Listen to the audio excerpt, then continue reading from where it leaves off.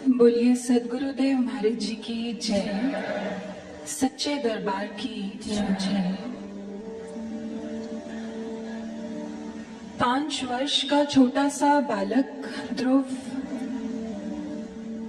पिता की गोद में बैठने का बहुत मन करता है, लेकिन अवसर नहीं मिलता, क्योंकि एक सौतेली माँ है, सौतेला भाई है। लेकिन आज किसी तरह पिता की गोद में बैठ जाता है और सौतेली माँ खींचकर नीचे उतार देती है। ध्रुव बहुत दुखी होता है, अपनी माँ के पास जाता है। उसकी माँ कहती है, ध्रुव, यदि तुझे पिता का सिंहासन और पिता का दुलार चाहिए तो जाकर तप कर। वो छोटा सा बालक तप करने के लिए निकल जाता है। इतना कठिन, इतना गहन तप किया, भगवान को प्रसन्न कर लिया। भगवान प्रकट होते हैं, कहते हैं, ध्रुव, मांगो, क्या वरदान मांगते हो? किसके लिए तप कर रहे थे? ध्रुव ने जब भगवान को देखा तो मानो सब भूल ही गया। कहता है, तप, वरदान? नहीं भगवान, मैं तो कुछ भी मांगना नहीं चाहता। भगवान मुस्कुराए, नहीं ध्रुव, शायद तुम्हें भूल गया, तुम तप कर रहे थे और तप इसीलिए किया जाता है कि कोई वरदान प्राप्त हो। तो मांगो, तुम्हें क्या चाहिए? और ध्रुव ने उस दिन वही मांगा जो भगवान श्री कृष्ण श्रीमद् भगवद गीता में अर्जुन को भी समझाते हैं कि अर्जुन, यं लब्ध्वा चापरं लाभं मन्यते नाधिकं ततः, जिसको पाने के बाद कुछ भी पाना शेष नहीं रह जाता, वो परमात्मा है। जब एक साधक अपनी इंद्रियों, अपने मन को वश में करके पूर्ण रूपेण योगस्थ हो जाता है तो उसे परमात्मा की प्राप्ति होती है और उसके बाद उसके जीवन में कुछ पाना शेष नहीं रह जाता। आज ध्रुव ने भी भगवान को यही कहा, भगवान, मुझे याद आ गया, मैं तप तो कर रहा था, परंतु जिसके लिए मैं तप कर रहा था मुझे उससे कई गुना बड़ी चीज प्राप्त हो गई है। मुझे तो आप ही मिल गए हैं भगवान, इसलिए अब मैं कुछ भी नहीं चाहता, मैं कुछ नहीं पाना चाहता। महाराज जी ने ये वचन कहे थे कि एक समय आएगा मैं अलोप हो जाऊंगा, लेकिन महाराज जी ने कभी ये नहीं सोचा होगा कि वो समय ऐसा होगा जब मेरे भक्त मुझे अपने अंतःकरण से भी अलोप कर देंगे। क्या है आज हमारी यादों में हमारे गुरु? क्या पल पल हमें याद आती है अपने गुरु की? भक्तों, इस पूरे ब्रह्मांड में हर ओर अग्नि का तत्व है, फायर एलिमेंट है, दिखता नहीं है, लेकिन एक टेक्निक के द्वारा जब अपने आप को प्रकट करता है तो हमें वो अग्नि तत्व, वो फायर, वो आग दिखती है। ठीक इसी तरह हमारे ब्रह्म स्वरूप गुरुदेव भी सृष्टि के कण कण में है, लेकिन वो कौन सी विधि है जिसके द्वारा वो अपने आप को हमारे समक्ष इस बाहरी जगत में और हमारे अंतर जगत में प्रकट करेंगे? वो विधि है प्रेम की। इसका स्पष्ट अर्थ है कि आज हमने अपने गुरु से प्रेम करना छोड़ दिया है, या यूं कहिए कि हमने अपने गुरु से कभी प्रेम किया ही नहीं। प्रेम तो उन्होंने किया शुरू से लेकर आज तक और आगे भी करते रहेंगे। किसी ने महाराज जी से एक बार पूछा, महाराज जी जब हम इस ज्ञान से जुड़े थे तब हमें आपसे बहुत प्रेम था, हम कई कई घंटे आपके लिए रोते, विचलित रहते, आपके दर्शनों के बिना तड़पते, लेकिन जैसे जैसे इस मार्ग पर आगे बढ़ते गए न जाने वो प्रेम कम होता गया, क्यों ऐसा होता गया। महाराज जी गंभीर हो गए। महाराज जी ने कहा, उस समय जो था वो हमारी विशेष कृपा थी, वो हमारा प्रेम था जिसकी अभिव्यक्ति तुम में दिखती थी, लेकिन अब जो है वो तुम्हारी वास्तविकता है। भक्तों, ये हमारी वास्तविकता है। अपने गुरु के लिए हमारे हृदय में कितना प्रेम है ये हम जानते हैं। तो क्या करें, कैसे प्रेम करें उनसे? कब तक हाथ पर हाथ धरे बैठते रहेंगे और यही सोचते रहेंगे कि प्यार प्यार किया कहां जाता है, प्यार तो हो जाता है। भक्तों, जो हो जाता है वो प्रेम होता ही नहीं, जो हो जाता है वो आकर्षण होता है, जो हो जाता है वो मोह होता है, जो हो जाता है वो वासना होती है, जो हो जाता है वो मन के अधीन हो जाता है। ये मन अधोमुखी है, इसलिए जो हो जाता है उसकी अभिव्यक्ति भी अधोमुखी होती है। प्रेम की वास्तविकता तो यह है कि प्रेम किया जाता है। प्रेम एक तप है, प्रेम एव परम तपः। प्रेम एक साधना है, इस प्रेम साधना को किया जाता है और इस प्रेम साधना को करवाने के लिए ही वो भगवान, वो परमात्मा प्रेम अवतार बनकर एक गुरु के रूप में अवतरित होते हैं। एक बार महाराज श्री से किसी ने पूछा कि महाराज जी प्रेम किससे करें, गुरु से करें या परमात्मा से करें? तो महाराज जी मुस्कुरा दिए। महाराज जी ने कहा, प्रेम ही तो है परमात्मा, गुरु से प्रेम करें।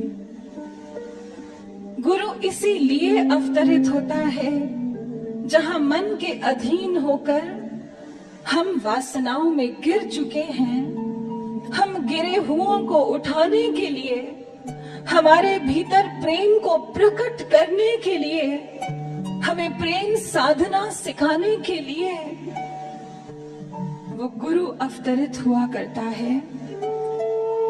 हमारे शास्त्रों ने कहा, ये तन एक मंदिर है, इस तन के भीतर ही ये प्रेम साधना की जाती है।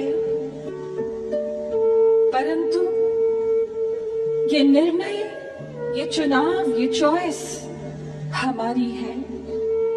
हम अपने इस तन को शिवालय बनाना चाहते हैं या मदिरालय बनाना चाहते हैं या वैश्यालय बनाना चाहते हैं। ये तन तो एक मंदिर है जिसके भीतर वो राधा और कृष्ण बसते हैं।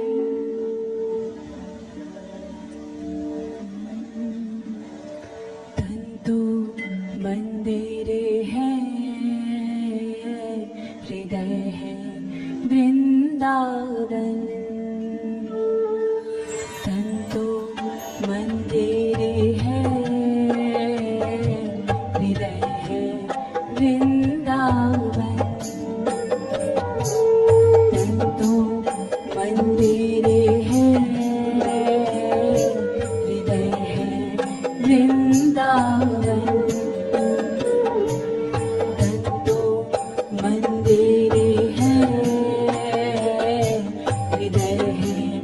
वृंदावन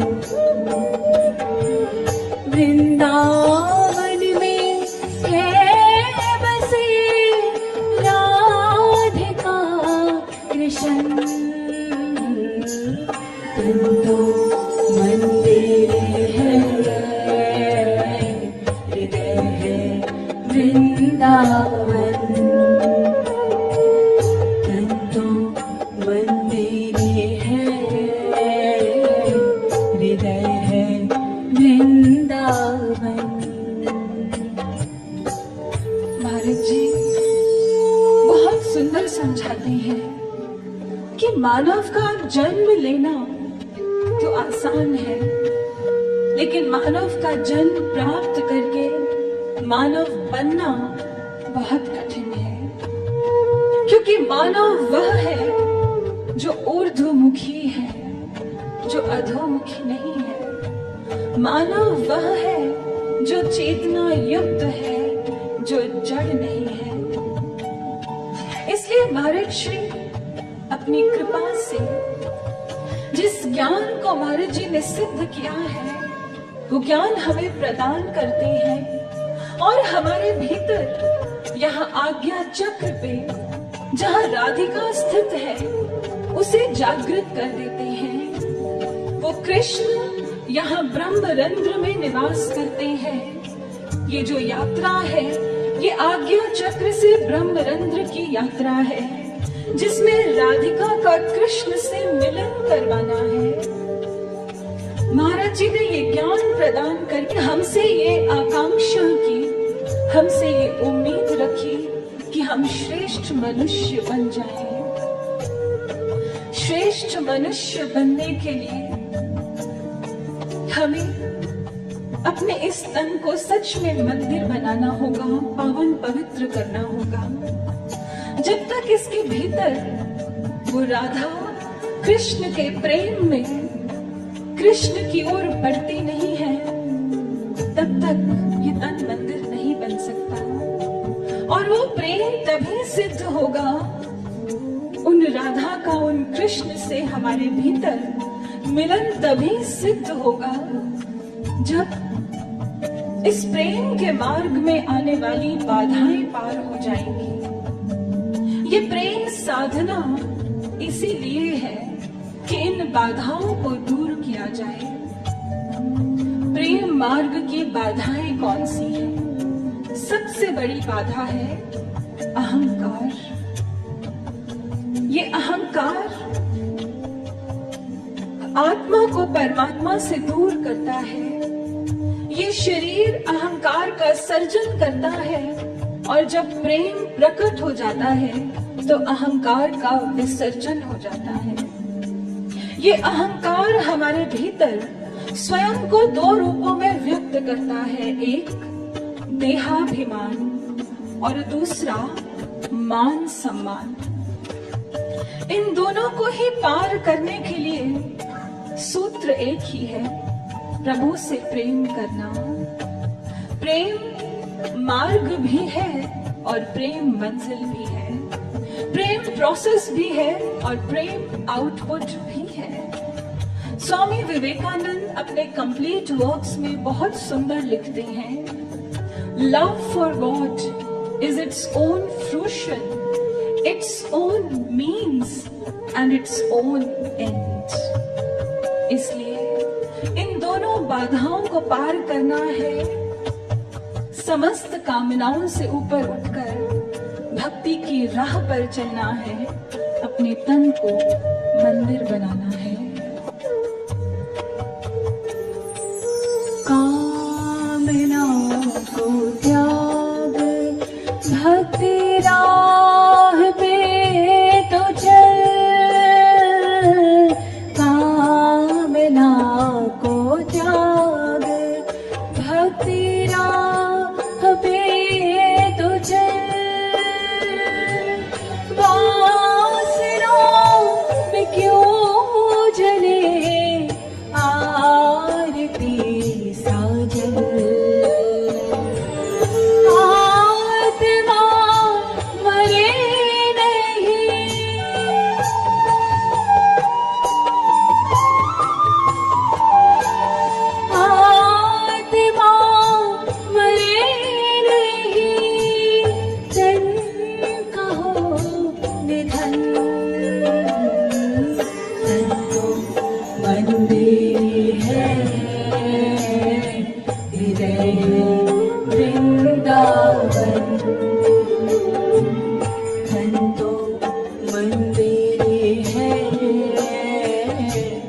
जय है वृंदावन। प्रेम मार्ग की बाधा अहंकार का पहला स्वरूप देहाभिमान। ये देहाभिमान क्या है? अपनी चेतना को, अपने मन को, अपनी समस्त शक्तियों को इंद्रियों के अधीन कर देना, इंद्रियों सुखों में ही लिप्त रहना, उनके गुलाम बन जाना, अपनी सेंसेस के स्लेव बन जाना देहाभिमान है। इसलिए जब तक ये देहाभिमान है, ये एक बाधा है, प्रेम फलित नहीं हो सकता। जिन जिन जनों ने आज तक इस देहाभिमान को संग लेकर जो भी चले हैं, उनका अंत क्या हुआ है? रावण इसका सबसे बड़ा उदाहरण है। रावण का जन्म एक उच्च कुल में हुआ, ऋषि कुल में हुआ। रावण वेदों का ज्ञाता था। रावण एक सुपर साइंटिस्ट भी था। पूरी सृष्टि की समस्त शक्तियों को उसने जीत लिया था, हार्नेस कर लिया था। लेकिन इतना कुछ होने के बाद रावण की एक विवशता थी जो उसको और उसके पूरे कुल को लेकर डूब गई। वो विवशता थी उसकी काम वासना वृत्ति। इसलिए उसके भीतर कभी भी ईश्वर के लिए विश्वास और प्रेम प्रकट नहीं हो पाया। दूसरा उदाहरण राजा ययाति, जिन्होंने अपने यौवन को बढ़ाने के लिए अपने पुत्र का यौवन भी मांग लिया, क्योंकि इंद्रिय सुखों के इतने बड़े गुलाम थे। इतना लंबा जीवन जीकर भी वासनाओं को भोगने के बाद खुद कहते हैं कि इंद्रिय सुख इनको प्राप्त करना ठीक उसी तरह है जिस तरह आग में घी डालना। जितना इनको भोगोगे उतने ही इनके गुलाम बनते जाओगे और ये तृष्णा कभी समाप्त नहीं होगी। इसलिए सज्जनों, इन देहाभिमानियों का अनुसरण नहीं करना है। आज हमारे समाज में हर ओर आपको ऐसे रावण और ययाति दिखेंगे। उनका अनुसरण नहीं करना है। प्रेरणा लेनी है इतिहास के साधकों से, ऐसे सेल्फ रियलाइज सोल से जिन्होंने अपने साध्य को प्राप्त भी कर लिया। स्वामी रामकृष्ण परमहंस जीवन के अंतिम पड़ाव में उन्हें गले का कैंसर हो गया था, थ्रोट कैंसर हो गया। बहुत ट्रीटमेंट्स करवाए गए लेकिन आराम नहीं मिल रहा था।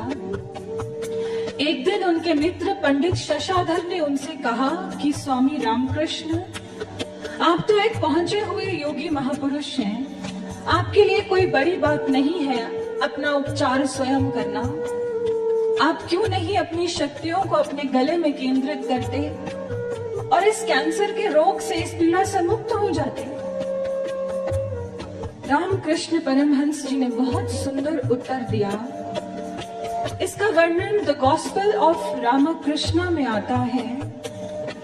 उन्होंने कहा, how can I withdraw my mind that is attuned to the lotus feet of God and turn it to the worthless cage of flesh and blood. मेरा जो चिंतन, मेरा मन, मेरी शक्तियां जो ईश्वर के चरणों में लगी हुई है, ये कैसे संभव है कि मैं उसे वहां से हटाकर अपने इस हार्ड मांस के पुतले को स्वस्थ करने के लिए लगा दूं? मैं ऐसा बिल्कुल भी नहीं करना चाहता।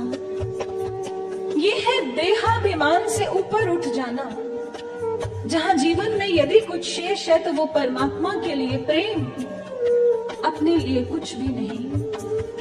चैतन्य महाप्रभु जो ट्रांस की डिवाइन स्टेट में डांस किया करते थे, शरीर का बोध नहीं रहता था, खो जाते थे। बुल्ले शाह जो इस प्रकार प्रेम में डूब गए कि उन्हें एक नर्तकी बनकर, एक स्त्री बनकर नृत्य करने में बिल्कुल भी संकोच नहीं हुआ। शरीर बोध से ऊपर उठकर ये प्रेम की अभिव्यक्ति है। स्वामी राम तीर्थ जो भारत के बहुत बड़े संत और एक मैथमेटिशियन हुए हैं, मात्र 33 वर्ष की उम्र तक जिए, लेकिन आज भी इनके कंप्लीट वर्क्स पढ़कर बहुत प्रेरणा मिलती है। अमेरिका में जाकर वेदांत का प्रचार किया।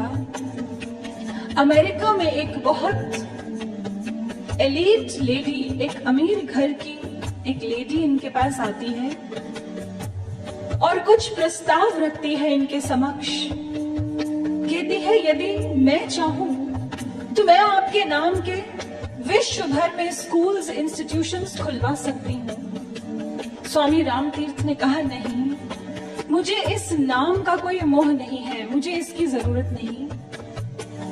उसने सुना, अच्छा। अब उसने दूसरा प्रपोजल रखा। कहती है, स्वामी जी, यदि मैं चाहूं तो आपका ये वेदांत का प्रचार जो आप घूम घूम कर करते हैं, ये कुछ ही दिनों में पूरे विश्व में मीडिया के माध्यम से फैला सकती हूँ। लेकिन स्वामी जी को ये बात अच्छी लगी, लेकिन पर अटक गए। उन्होंने कहा, लेकिन क्या? तो उस महिला ने कहा, लेकिन यह कि ये तभी होगा जब आप मुझे ये परमिशन देंगे और मेरे नाम के साथ में मिसेस राम लगा पाऊंगी। स्वामी राम तीर्थ ने सुना, बड़ी जोर से हंस पड़े। उन महिला को लगा, ये क्या बात हुई? कहने लगी, स्वामी जी, मैं समझी नहीं, आप हंसे क्यों? तो स्वामी राम तीर्थ कहते हैं, वो इसलिए क्योंकि राम ना मिस्टर है, ना मिस है, ना मिसेस है, ना मैसर्स है। राम तो एक मिस्ट्री है। जब उन महिला ने सुना, हैरान हो गई। कहने लगी, स्वामी जी, मैं सीधा सीधा आपको कहती हूँ, मैं आपसे बहुत नजदीक का संबंध चाहती हूँ। आप स्वामी राम तीर्थ कहते हैं तो फिर ठीक है। सबसे नजदीकी संबंध एक माँ और उसके पुत्र का होता है। आज से मैं आपका बेटा और आप मेरी माँ। ये है शरीर बोध से ऊपर उठ जाना, जहां कोई भी कामना शेष नहीं रह जाती, जहां कोई भी लोभ आपको आकर्षित नहीं कर पाता। तभी उन ईश्वर से प्रेम होता है। किसी ने भारत श्री से ये प्रश्न किया कि भारत श्री, इतने वर्ष हो गए इस मार्ग पर चलते हुए, लेकिन आज भी मन में वासनात्मक विचार आते हैं। महाराज जी, ये तो आपकी कृपा से ही ठीक होंगे ना? तब महाराज जी ने कहा, ना, ये हमारी कृपा से नहीं होगा। इसके लिए तो साधक को स्वयं ही प्रयत्न करना पड़ता है। इसलिए भक्तों, सबसे पहला प्रयत्न है सत्संग प्लस साधना। सत्संग में जाने का अर्थ है बार बार इस बोध को प्राप्त करना कि मैं ये शरीर नहीं हूँ, मैं आत्मा हूँ, मैं उन परमात्मा का अंश हूँ, मैं ब्रह्म स्वरूप हूँ। सत्संग में जाते हैं तो ये रिमाइंडर्स हमारी साधकता की क्लॉक में अपने आप लग जाते हैं। आप जो चीज भूलते हैं अपने मोबाइल फोन्स में रिमाइंडर सेट करते हैं। ठीक उसी तरह यदि आप रेगुलरली सत्संग में जाते हैं तो सत्संग में जाकर आपकी साधकता के क्लॉक में भी रिमाइंडर्स जरूर लग जाते हैं। महाराज जी ने कभी हमसे ये नहीं कहा कि सब कुछ छोड़ दो। महाराज जी ने हमें सभी रसों का रस, सबसे बड़ा रस प्रदान कर दिया, वो ब्रह्म रसो वै रसहा, जो रसों का रस है। एक ऐसी स्टेट ऑफ इटर्नल ब्लिस जो सुप्रा सेंसोरियल है, सुप्रा मेंटल है, सुप्रा इंटेलेक्चुअल है, जो मन, बुद्धि और इस शरीर की परिधि से बहुत दूर है। महाराज जी ने हमें वो ज्ञान प्रदान किया है।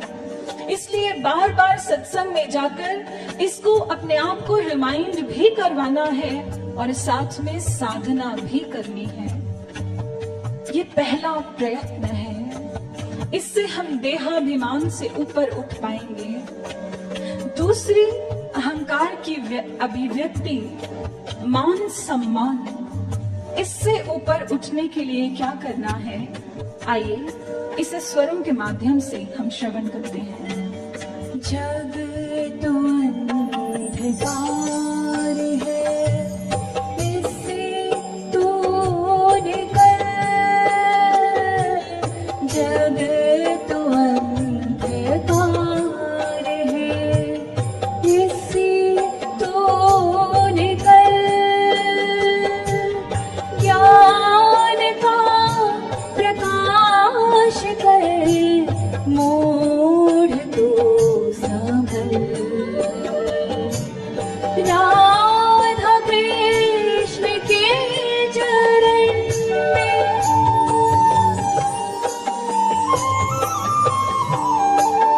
राधा कृष्ण के चरण में नित्य कर नमन। संतो वंदे है, हृदय है वृंदावन। संतो वंदे है, हृदय है वृंदावन।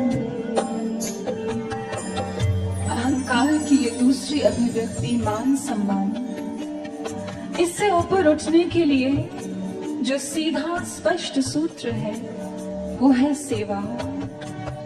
इसलिए हमारे ग्रंथों ने बार बार सेवा की महिमा को गाया है। शिव संहिता में बहुत सुंदर आता है, गुरुहु पिता गुरुहु माता गुरुर्देवो न संशयः, कि गुरु हमारी माँ भी है, गुरु हमारे पिता भी हैं और गुरु ही परम देव भगवान परमात्मा है। इसलिए ऐसे गुरुदेव की कर्म से, वचन से और वाणी से पूरी तरह से, पूरी निष्ठा से सेवा करनी चाहिए। परंतु हमारे साथ क्या होता है, जो ये थॉट, स्पीच और एक्शन का ट्रायो है, इसका बैलेंस बार बार बिगड़ जाता है। हम सेवा तो करते हैं, लेकिन सेवा करते समय यदि किसी के साथ मतभेद हो जाए, किसी की कोई बात पसंद ना आए, तो मन में उनके लिए दुर्भावना आ जाती है और वाणी से दुर्वचन भी निकल जाते हैं। हम अपने हाथों से, अपने करों से सेवा करते जा रहे हैं, लेकिन मुख पर वो सौम्यता नहीं है, वो पवित्रता नहीं है, मन में वो पवित्रता नहीं है, वो सद्भावना नहीं है। तो क्या आप इसको सेवा कहेंगे? साधारण शब्दों में कहें तो मनसा वाचा कर्मणा, आपने बहुत बार सुना है। कई बार मन में बहुत अच्छा सोचते हैं, लेकिन अपने कर्म संस्कारों के कारण विवश हो जाते हैं, वाणी बुरी हो जाती है। क्या उसे सेवा कहेंगे? कई बार बोली तो बहुत अच्छी होती है, लेकिन मन में अच्छे विचार नहीं है, ना ही कर्म अच्छे हैं। इसलिए किसी ने बहुत सुंदर कहा, चाखा चाहे प्रेम रस, राखा चाहे मान, एक म्यान दो खड्ग, देखा सुना ना कान। ये भी चाहते हो कि प्रेम का रस चखने को मिल जाए, और ये भी चाहते हो कि मेरा मान सम्मान भी बना रह जाए, तो ये उसी तरह असंभव है जिस तरह एक म्यान में दो तलवारों का होना असंभव हुआ करता है। लेकिन ऐसे भी भक्त हुए हैं जो मान सम्मान को तिलांजलि देकर आगे बढ़ गए, जिन्होंने अपने गुरु से इतना प्रेम किया कि गुरु का लक्ष्य उनका लक्ष्य बन गया, गुरु का स्वप्न उनका स्वप्न बन गया, गुरु के आदर्श, गुरु की आज्ञा उनका जीवन बन गया। स्वामी रामकृष्ण परमहंस के शिष्य, जिन्होंने रामकृष्ण मठ को खड़ा किया, स्वामी विवेकानंद, जो बहुत बड़े विद्वान थे, बहुत बड़े इंटेलेक्चुअल थे, वेद शास्त्र सब पढ़ रखे थे। इनके साथ साथ बहुत से philosophers, Hume, Herbert Spencer, John Stuart Mill, इन सबको भी पढ़ा था। मन में एक ही इच्छा थी कि ईश्वर का दर्शन करना है और समाधि को प्राप्त करना है। रामकृष्ण परमहंस जी, जो स्वामी विवेकानंद के गुरु थे, उन्होंने स्वामी विवेकानंद को कई बार कुछ कुछ घंटों की समाधि दी, लेकिन उससे लंबी नहीं। शुरू में तो विवेकानंद जी को बहुत लगा कि मैं तो समाधि के लिए आया था, परंतु जैसे जैसे समय बीतता गया, धीरज रखा और गुरु के चरणों में प्रेम उपजता गया। गुरु से प्रेम इतना प्रगाढ़ हो गया कि गुरु ने अपनी अंतिम इच्छा जब प्रकट की, जो आज्ञा प्रदान की, गुरु महासमाधि धारण करके इस जगत से भी चले गए। लेकिन उसके बाद स्वामी विवेकानंद की इच्छा समाधि नहीं रह गई थी। उनके जीवन का उद्देश्य वो था जो उनके गुरु ने उन्हें आज्ञा दी, धर्म का, अध्यात्म का विश्व में प्रचार करना। स्वामी विवेकानंद जिस समय शिकागो गए वर्ल्ड पार्लियामेंट ऑफ रिलीजन्स को अटेंड करने, जुलाई के महीने में पहुंचे तो ये पता चला कि ये पार्लियामेंट पोस्टपोन हो गई है और अब सितंबर के महीने में है। शिकागो में रहना बहुत महंगा था, लाइफस्टाइल बहुत एक्सपेंसिव था, इसलिए विवेकानंद जी बॉस्टन जाकर शिफ्ट हो गए। कुछ महीने बॉस्टन में ही रहे और जब सितंबर का समय आया, वर्ल्ड पार्लियामेंट ऑफ रिलीजन्स में जाने का समय आया, किसी ने उन्हें पूरा पता लिख दिया, यातायात के साधन सब कुछ बता दिया। निकल तो पड़े, लेकिन वो मैप, वो इंफॉर्मेशन सारी कहीं खो गई। उस समय बॉस्टन में सब जर्मन लैंग्वेज बोलते थे। स्वामी विवेकानंद यदि किसी से बात भी करते तो कोई समझ ही नहीं पाता। अब किस प्रकार शिकागो पहुंचे, बहुत परेशानी हो रही थी। जिसका भी द्वार खटखटाया, उसने मुंह पर दरवाजा बंद कर दिया, लेकिन मन में एक बार भी संशय नहीं आया कि ये कैसी गुरु की सेवा है, ये क्या क्या मुझे सहना पड़ रहा है। कहीं ये भाव नहीं आए, क्योंकि मन में तो प्रेम था। ऐसे ही एक पूरी रात एक बड़े से लोहे के डिब्बे के अंदर बिताई।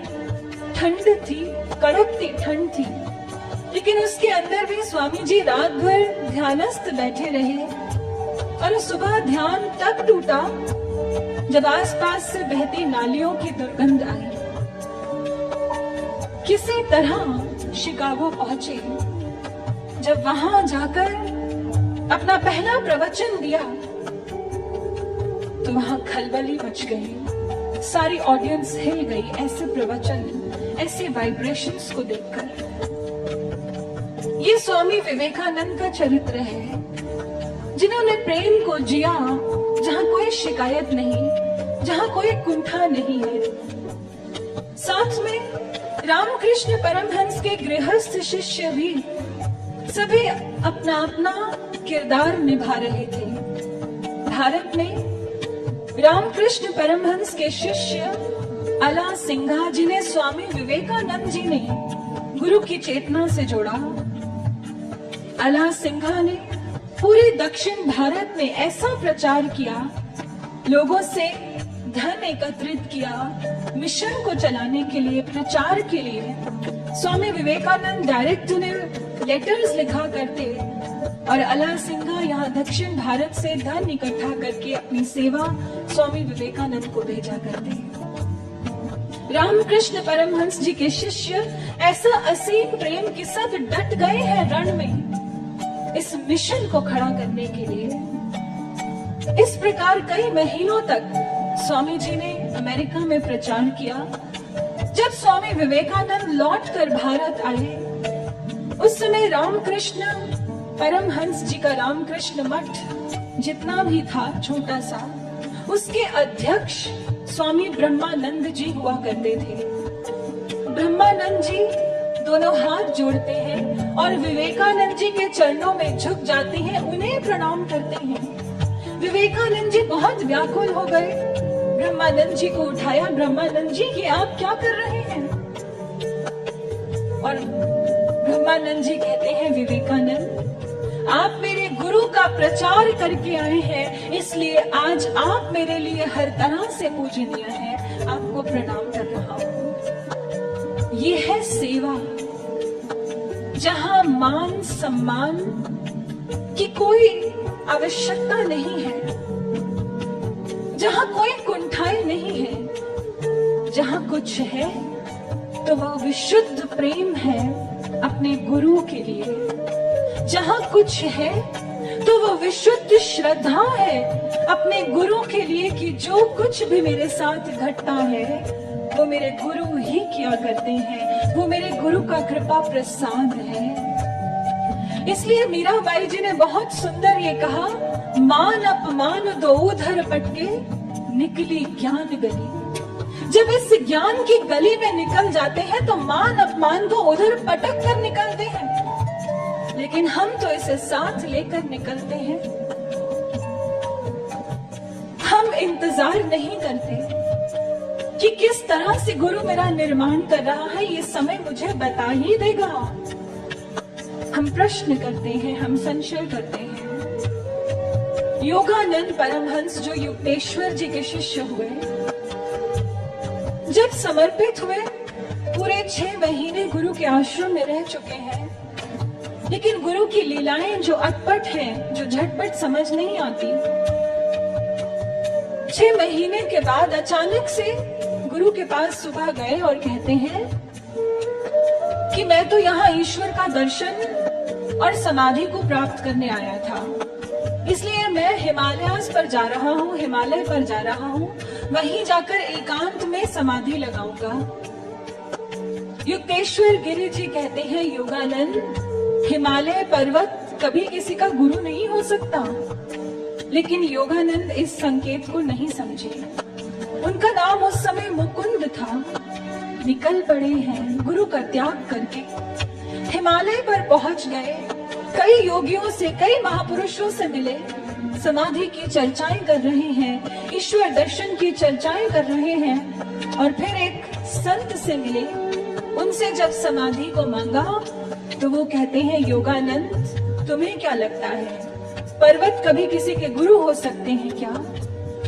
जब मुकुंद ने ये सुना तो उनका मन अचानक से ठनक गया कि ये तो वही वचन है जो मेरे गुरु ने कहे थे।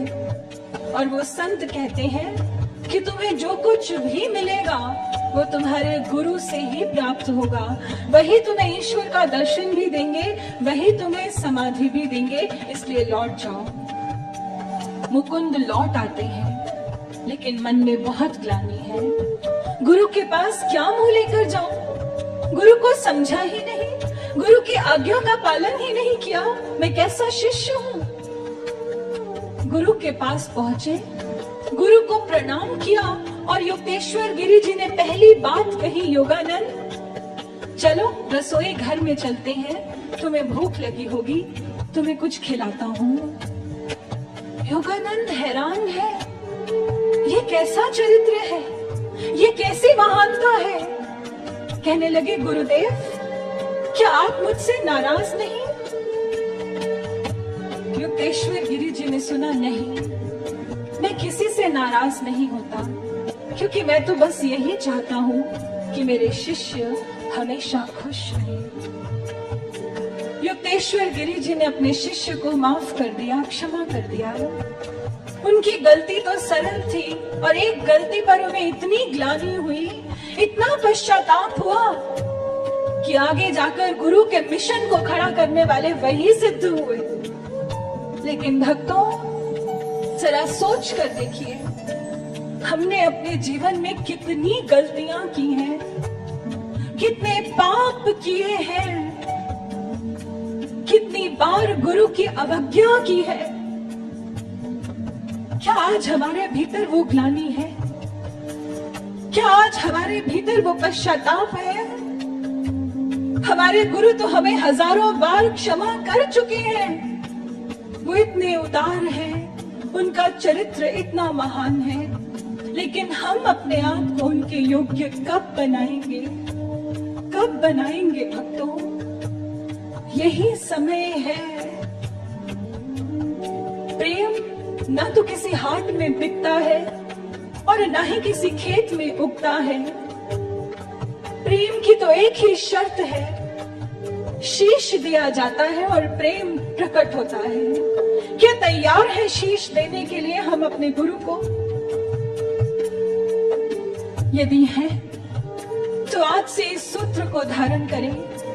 हम ऐसी सेवा करेंगे जिसमें हमारा मन, हमारे वचन और हमारे कर्म तीनों पूर्ण रूपेण श्रद्धा पूर्वक हमारे गुरु के चरणों में नत होंगे। हमारा मन, हमारी बुद्धि गुरु के चरणों में समर्पित होगी और मन, वचन, कर्म से गुरु की सेवा करेंगे और साधना करेंगे। ये दूसरा प्रयत्न है, सेवा प्लस साधना। कैसी सेवा? मान सम्मान को त्याग कर सेवा की राह पर बढ़ जाना है। प्रेम की शुरुआत श्रद्धा से होती है और प्रेम फिर समर्पण के रूप में जब पराकाष्ठा पर पहुंचता है तो वो प्रेम की सबसे सुंदर अभिव्यक्ति हुआ करती है। इसलिए जब देहाभिमान का त्याग कर दिया, जब मान सम्मान का त्याग कर दिया, तब जीवन में प्रेम प्रकट होता है और गुरु भक्तों के लिए प्रेम ही सब कुछ है। प्रेम ही सबसे बड़ा तीर्थ है, प्रेम ही भजन है, प्रेम ही ईश्वर का नाम है, प्रेम ही सर्वस्व है। प्रेम ही तो तीर्थ है, प्रेम कर्म है, प्रेम ही तो तीर्थ है, प्रेम धर्म है, प्रेम ही तो अर्चना, प्रेम कर्म है, प्रेम ही प्रभु मोरा,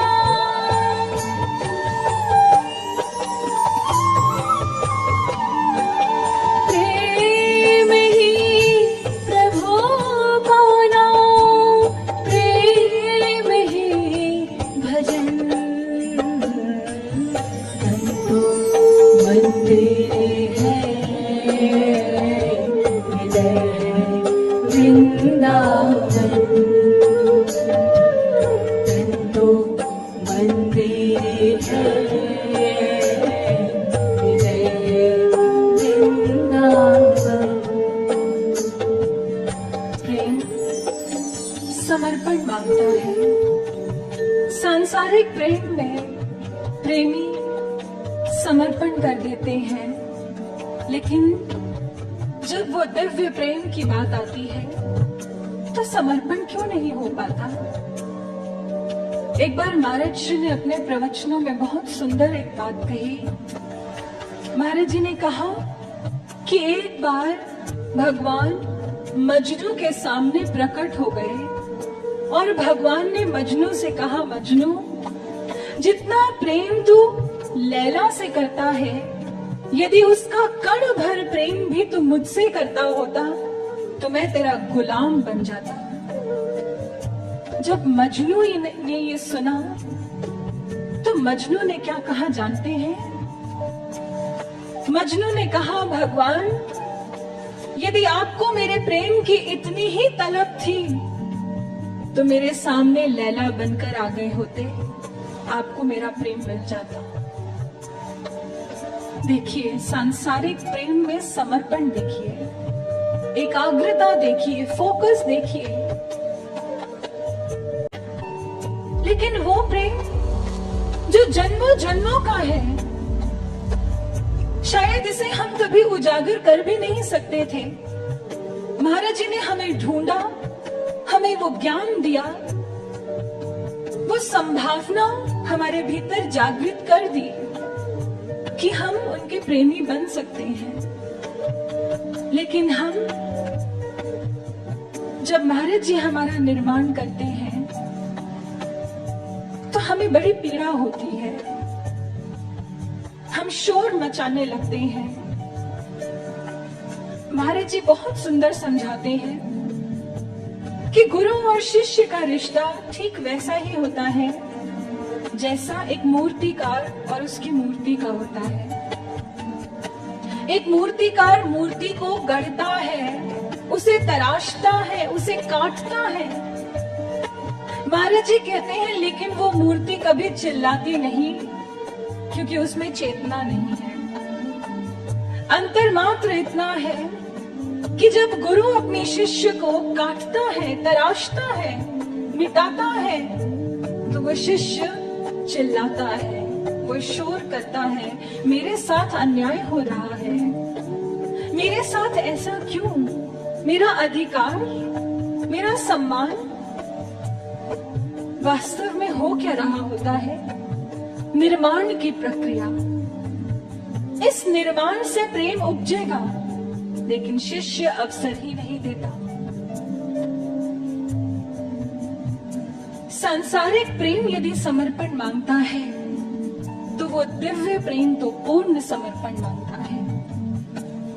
ऐसा पूर्ण समर्पण करने वाले भी बहुत से भक्त हुए हैं। यशोधरा जिसने ऐसा समर्पण किया कि महात्मा बुद्ध जिन्हें पति के रूप में पाया था, उन्हें भगवान के रूप में हमेशा हमेशा के लिए पा लिया। महात्मा बुद्ध जिनका पूर्व नाम सिद्धार्थ था, सिद्धार्थ एक राजकुमार थे और यशोधरा के साथ उनका विवाह हुआ। बहुत सुंदर जीवन था, विवाहित जीवन है। परंतु कुछ ही समय के बाद महात्मा बुद्ध के भीतर आध्यात्मिक संस्कार जागृत हो गए, वैराग्य जागृत हो गया। उस समय यशोधरा गर्भवती थी। सिद्धार्थ मन ही मन योजनाएं बनाने लगे कि ये संसार क्या है? यहाँ तो कुछ भी नित्य नहीं है, यहाँ तो सब कुछ अनित्य है। यहाँ लोग आते हैं, वृद्ध हो जाते हैं, रोगी हो जाते हैं, मृत हो जाते हैं। संसार में तो दुख ही दुख है। मैं इस संसार को दुखों से मुक्त करना चाहता हूँ। मन में ऐसे संकल्प उठ रहे हैं। जिस दिन पुत्र का जन्म हुआ, उसका मुख तक नहीं देखा। रात्रि में ही यशोधरा का, अपने पुत्र का, अपने पूरे राज्य का त्याग करके सिद्धार्थ अध्यात्म के पथ पर बढ़ जाते हैं। समाज उन पर बहुत लांछन लगाता है। सिद्धार्थ के पिता बहुत विचलित होते हैं, लेकिन यशोधरा एक पल के लिए भी विचलित नहीं हुई। उधर सिद्धार्थ अपने जीवन को तप बना लेते हैं। कई वर्षों के तप के बाद ऋषि सुजाता से जब ब्रह्म ज्ञान प्राप्त हुआ, उसे सिद्ध किया, ऐसा साधना का अभ्यास किया कि निर्वाण तक पहुंचे। जन समाज को अध्यात्म का अमृत पिलाना शुरू किया, दुखों से मुक्त करना शुरू किया। इधर सिद्धार्थ अध्यात्म का प्रचार कर रहे हैं, समाज में महात्मा बुद्ध कहलाने लगे हैं, तथागत कहलाने लगे हैं। और उधर यशोधरा ने, जिस दिन सिद्धार्थ उनका त्याग करके जाते हैं, यशोधरा ने अपने जीवन को साध्वी जीवन बना लिया। राजसी आभूषण वस्त्रों का त्याग कर दिया। साधारण जीवन, शैया की जगह भूमि पर विश्राम करना, राजसी भोज की जगह साधारण भोजन करना, और उस कक्ष तक अपने जीवन को, अपनी समस्त वृत्तियों को सीमित कर लिया। ऐसे भक्ति, ऐसी श्रद्धा, ऐसा प्रेम। सिद्धार्थ का पुत्र जिसका नाम राहुल रखा गया, राहुल 8 वर्ष का हो जाता है। इस समय महात्मा बुद्ध लौट कर कपिलवस्तु आते हैं, लेकिन आज भिक्षु के रूप में आए। भिक्षु के रूप में जब अपने ही राजकुमार को देखा तो सभी देखकर हैरान हो रहे हैं, पीड़ित भी हो रहे हैं, लेकिन यशोधरा विचलित नहीं हुई। महात्मा बुद्ध कपिलवस्तु में रहते हैं, वहीं शिविर लगाया और कई दिनों तक अध्यात्म का प्रचार किया। एक एक करके सभी जन महात्मा बुद्ध के दर्शन करने आते हैं, उनसे ज्ञान को भी प्राप्त करते हैं, लेकिन महात्मा बुद्ध भी मन में बार बार सोच रहे हैं, यशोधरा नहीं आई। सब आए लेकिन यशोधरा नहीं आई। इसलिए महात्मा बुद्ध आज अपने शिष्य सारिपुत्र और मोदग्लायन को कहते हैं कि आप दोनों मेरे संग चलिए, हम खुद जाएंगे यशोधरा के महल में। और जैसे ही सारिपुत्र और मोदग्लायन ने सुना, बड़े हैरान हुए। ऊपर से महात्मा बुद्ध ने यह भी कह दिया कि यदि यशोधरा मेरा स्पर्श करे तो तुम उसे रोकना मत, क्योंकि संबोधि तो मुझे प्राप्त हुई है। आज शिष्यों की भी परीक्षा है। यद्यपि महात्मा बुद्ध तो पूर्ण है, वो तो जानते हैं कि यशोधरा ने अपने जीवन को किस प्रकार तपाया है। यशोधरा के कक्ष में पहुंचे, परंतु यशोधरा के भीतर मात्र भर भी दैहिक आकर्षण शेष नहीं है। जैसे ही उसे देखा, महात्मा बुद्ध देख रहे हैं, ऐसी दिव्यता, ऐसी सौम्यता। महात्मा बुद्ध ने कहा, यशोधरा, सब मेरे दर्शन करने आए, तुम मुझसे मिलने नहीं आई। यशोधरा कहती है, मैंने तो आपका कभी त्याग किया ही नहीं, आप तो हमेशा मेरे चिंतन में मेरे साथ ही रहे हैं। महात्मा बुद्ध ये सुनकर हैरान हो जाते हैं।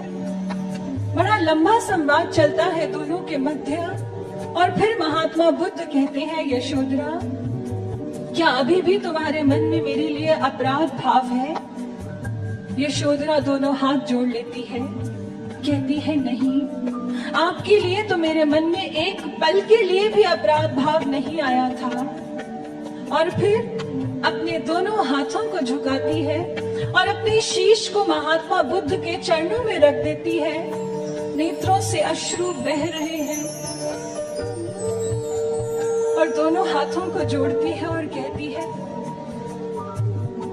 कि मेरी प्रतिछाया भी आपके इस मार्ग में पथ बाधा न बने, मेरी बस यही प्रार्थना है। महात्मा बुद्ध ने ऐसी भावना को देखा, हृदय आज प्रफुल्लित हो उठा है।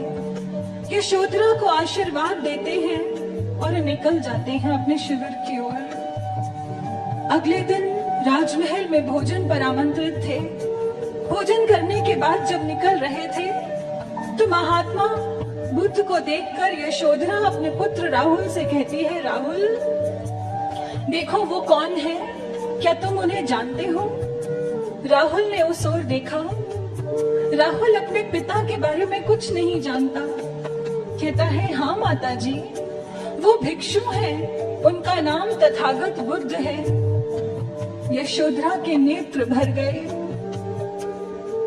कैसा विधान है ये विधि का, ये पुत्र, इसे भगवान प्राप्त हुए हैं पिता के रूप में और ये जानता तक नहीं। कहती है, राहुल, वो भिक्षु मात्र तथागत बुद्ध नहीं है, वो तुम्हारे पिता भी हैं। राहुल ने सुना, क्या माता जी, वो मेरे पिता है? तो फिर महाराज शुद्धोधन? यशोधरा कहती है, पुत्र, वो तो तुम्हारे पिता के पिता हैं, इसलिए जाओ जाओ अपने पिताजी को जाकर प्रणाम करो और उनसे अपना अधिकार मांगो। उनसे मांगो कि उनके पास जो भी विरासत है, पुत्र होने के नाते वो तुम्हें प्रदान करें। ये तुम्हारा अधिकार है। जाओ अपने पिता के पास जाओ, ये मेरी आज्ञा है। राहुल दोनों हाथ जोड़ता है, महात्मा बुद्ध के पास पहुंच जाता है। जाकर प्रणाम किया, कहने लगा, हे पिताजी, मैं आपका पुत्र हूँ। महात्मा बुद्ध देखते ही रह जाते हैं। जिसको जन्म के बाद एक क्षण के लिए भी देखा तक नहीं था, आज वो पुत्र स्वयं आया है, कहता है, हे पिताजी, मेरी माता ने मुझे आपके पास भेजा है, उनकी आज्ञा है कि मैं आपसे अपना अधिकार मांगू। पिताजी, मुझे मेरा अधिकार दीजिए। आपके पास विरासत के रूप में जो भी है वो मुझे प्रदान कीजिए। बार बार आग्रह करने लगा। महात्मा बुद्ध कहते हैं, राहुल, मेरे पास सांसारिक संपत्ति के नाम पर कुछ भी नहीं है, मैं तुम्हें क्या दूं? पिताजी, आपके पास जो भी विरासत है आप वही मुझे प्रदान कीजिए, ये मेरा अधिकार है, मेरी मां की आज्ञा है। महात्मा बुद्ध ने ऐसा आग्रह बार बार सुना तो कहते हैं, सारी पुत्र, राहुल को प्रवज्ञा दे दो और ये आज से ही संघ में प्रविष्ट होता है। राहुल के शीश को मुंडित कर दिया जाता है। 8 वर्ष का राहुल आज वो भी भिक्षु बन गया। ये समर्पण है उस मां का, यशोधरा का, ये प्रेम है यशोधरा का। महात्मा बुद्ध ने जब ऐसा प्रेम देखा, आज स्वयं चलकर यशोधरा के कक्ष में आते हैं। यशोधरा से कहते हैं, यशोधरा, भिक्षु संघ में अभी भिक्षुणियों का स्थान नहीं है, इसलिए मैं तुम्हें अपने साथ नहीं ले जा सकता, लेकिन तुम यहीं इसी कक्ष में रहकर मेरी उपासिका बनो और बौद्ध धर्म का अनुसरण करो। महात्मा बुद्ध ने आज यशोधरा के सिर पर हाथ रखा और उसे प्रवज्ञा दे दी, उसे ज्ञान प्रदान कर दिया और आशीर्वाद देकर अपने भिक्षु संघ को लेकर, राहुल को लेकर निकल जाते हैं। यशोधरा, जिसका प्रेम आज तक श्रद्धा के रूप में व्यक्त था, अब उसने बुद्ध की सेवा का व्रत भी अपने जीवन में धारण कर लिया। समय यूं ही बीतता गया, राहुल नौजवान हो गया। एक समय ऐसा आया, संग में ही राहुल की चेतना ने उसके शरीर का त्याग कर दिया, राहुल की मृत्यु हो गई। जब ये समाचार कपिल वस्तु पहुंचा, महाराज शुद्धोधन, पूरा नगर विचलित हो गया, लेकिन यशोधरा आज भी विचलित नहीं हुई। ये समर्पण है उस भक्त का।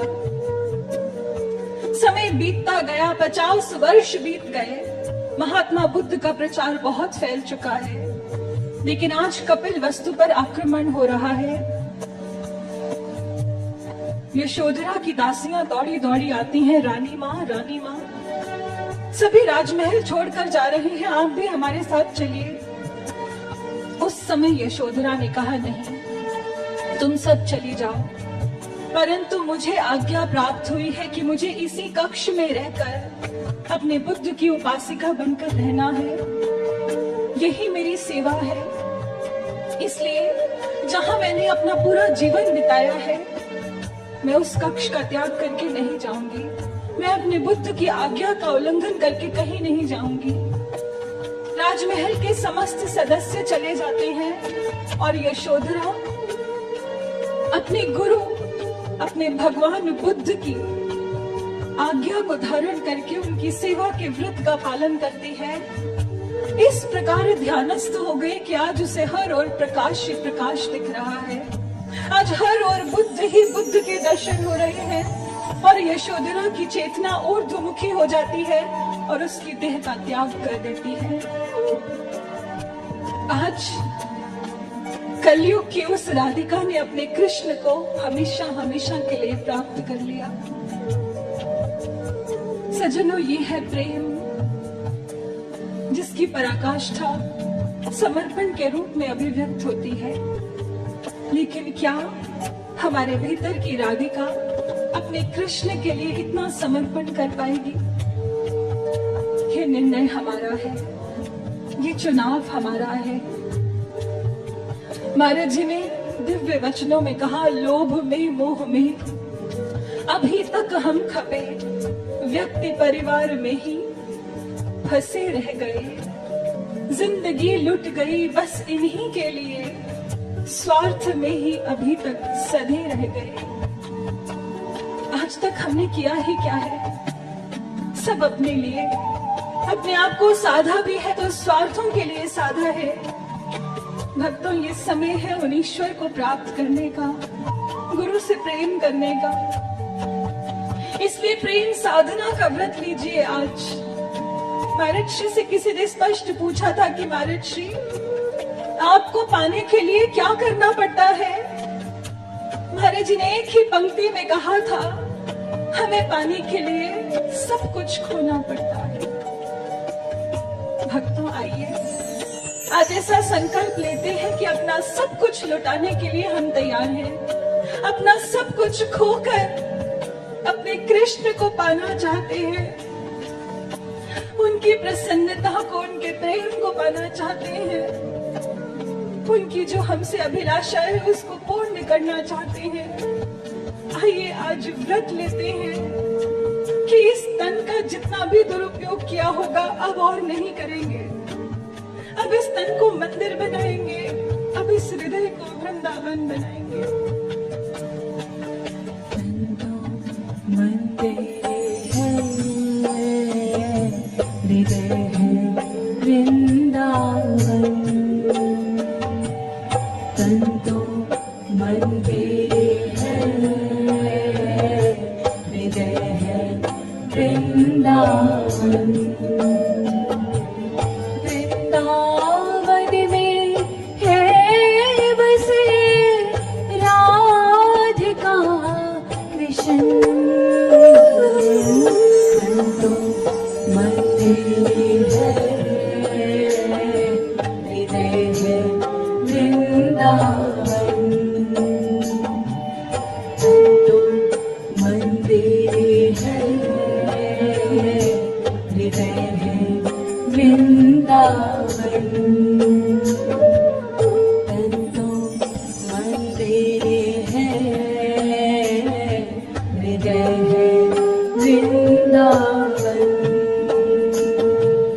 तन तो मंदिर है, हृदय है वृंदावन।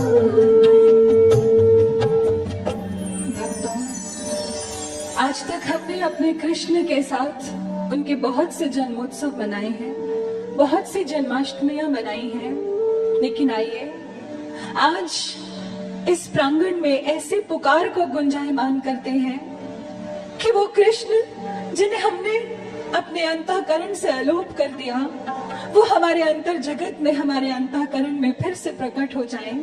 आइए मिलकर उन कृष्ण को पुकारते हैं।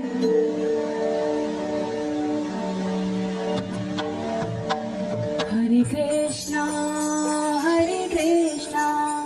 कृष्ण कृष्णा हरे हरे, हरे कृष्णा कृष्ण कृष्णा हरे हरे, हरे रामा राम राम हरे हरे, हरे रामा राम राम हरे हरे, हरे कृष्णा कृष्ण कृष्णा हरे हरे, हरे राम राम राम हरे हरे, हरे कृष्णा कृष्ण कृष्णा हरे हरे, हरे राम राम राम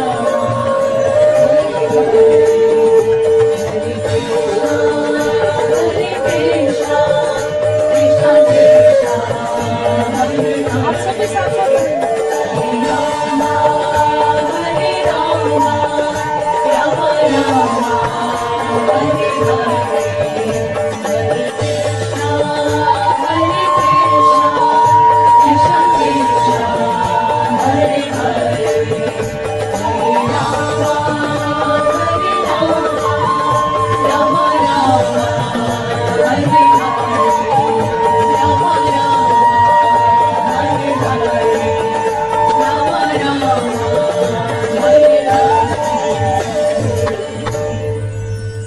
बोलिए सद्गुरुदेव महाराज जी की जय, सच्चे दरबार की जय।